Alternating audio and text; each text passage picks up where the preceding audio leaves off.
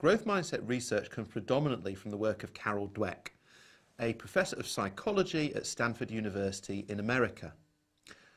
Dweck is a cognitive psychologist. Cognitive psychologists are interested in our thinking, how our thoughts influence our behaviours and other thoughts. They don't deny the influence of biological factors, but they put those to one side and focus predominantly on our thinking. Dweck suggests that we all have fundamental beliefs about ourselves, and these operate as mindsets. Dweck's research focused particularly on the kind of beliefs we have about ourselves concerning intelligence. She has argued that you can identify two particular types of mindsets, a fixed mindset and a growth mindset. In the fixed mindset, the central belief is that intelligence, talent and ability are fixed. They can't change.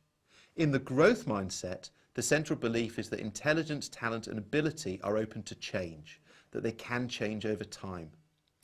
So Dweck says that we can look at the students we work with and we can tend to find either one of these mindsets operating within the student or a mixture of the two.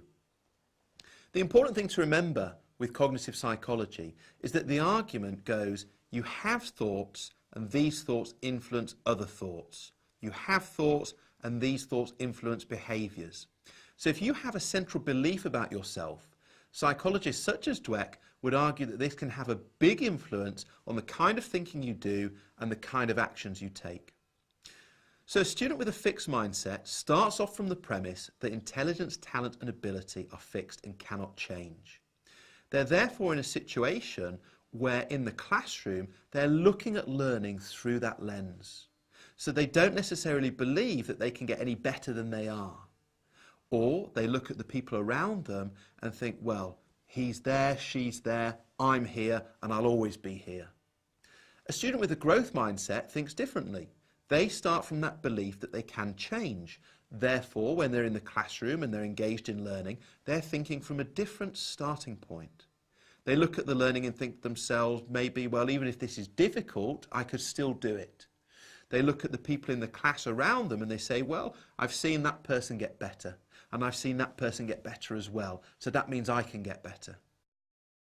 So we have these two very different premises, fixed and growth. Now, very important to note that Dweck isn't saying these are inherent to children or inherent to any of us.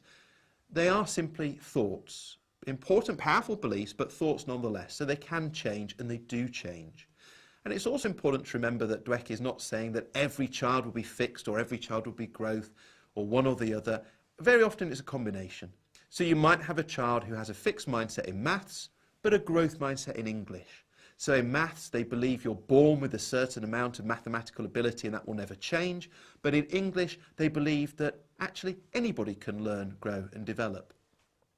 The important thing for us to remember is that if a child is operating from a growth mindset, they're more likely to make positive decisions about their learning because they believe, fundamentally believe, that they can change, grow and develop.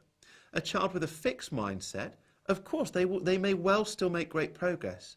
It's not that that cuts off everything, but they're less likely to make positive predictions about the future and they're more likely to be passive or see themselves as a passive agent in the classroom. So ultimately, what we want to try to do is move as many students as possible from a fixed mindset to a growth mindset and also reinforce growth mindsets in those students who already possess them.